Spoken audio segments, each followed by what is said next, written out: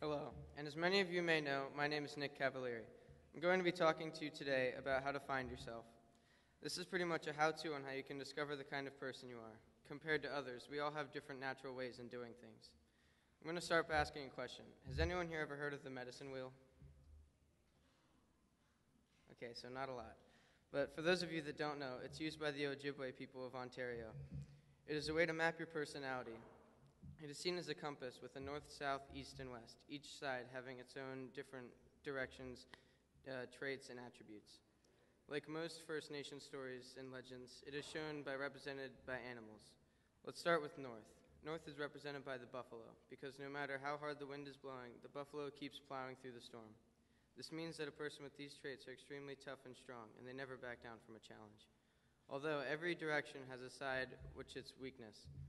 North's shadow side is that they aren't very compassionate. This means that if someone else is struggling, they ignore them and keep on going without them. Next is east. East is represented by the eagle because they fly high and they see the big picture. They're really the visionaries, and they're very creative. East's shadow side is that they rarely follow through with their plans, and they don't have an eye for detail. Then there's south. South is shown by the mouse because it's very selfless and cares for other people and their feelings. Someone who is south would always want to make sure that everyone is on board with the plan before they start it. That's why it's the opposite of north. Although their selflessness is sometimes their weakness. They'll try to get everyone to a consensus, but they will not end up liking what the group has decided on. Lastly, there is west.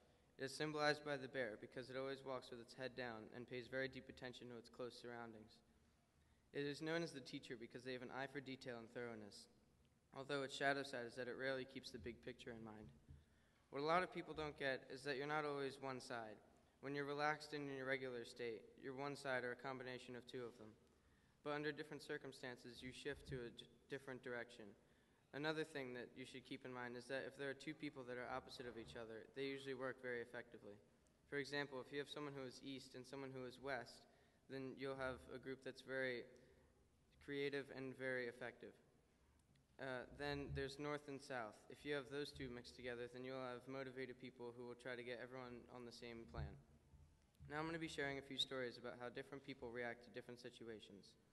So I had a friend named Aaron. He was pretty much the coolest kid I've ever known. Sorry, guys. And so one day, we were paddling down the Macomb River at NWL, and we got to a set of whitewater, and we had no idea that it was a C3. I'm just going to guess that no one here has ever heard of a C3. It's a way of classifying a set of whitewater. It goes from a C1 to a C5. A C5 would pretty much be a 10-foot waterfall. A C3 has rocks, fast water, shallow parts, and did I mention rocks? So we were in the front of our little convoy of canoes, and we hadn't really inspected the first set. So we had no idea what to expect. We started to go down slowly, but then our boat was suddenly rattled because we had hit a giant rock and had been repeatedly hit over and over as we were stumbling through this set of whitewater. After about 5 more hits, Aaron had finally decided to take charge and go extremely north because he had started telling me instructions that I think we shouldn't have done. But he didn't care. He just wanted to get it done so we could stop hitting all these rocks. This is an example of someone being north because he didn't care how I felt about the situation. Another story I have is about my friend Jack Pavlovich, who you guys have probably at least heard of. So in 5th grade, he invited me over to his house, and we were playing football with his neighbors. And I had gone out for a pass, and he threw it as far as he could. But I had been running along the sideline and right next to a giant pine tree, and the football had gotten stuck in the middle of it. We had to put a pause to our game and brainstorm an idea how to get it down. We had tried to throw another football up instead, but that one got stuck too. So now we really needed to get them down because they were the only footballs we had.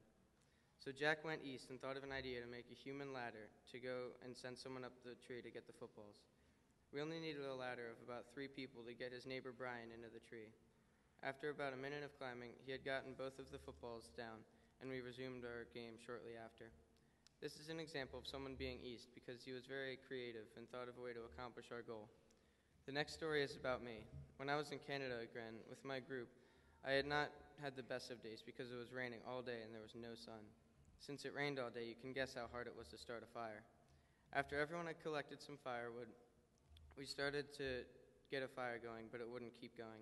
So I stepped in and went west to teach everyone else how to start a fire in the rain and how to quickly dry firewood. This is me going west because I had started to teach the other guys how to start a fire in the rain. If you go away from this chapel learning anything, I want it to be that you have to understand yourself and how others work effectively to accomplish a common goal, like working on a project or even playing with a sport.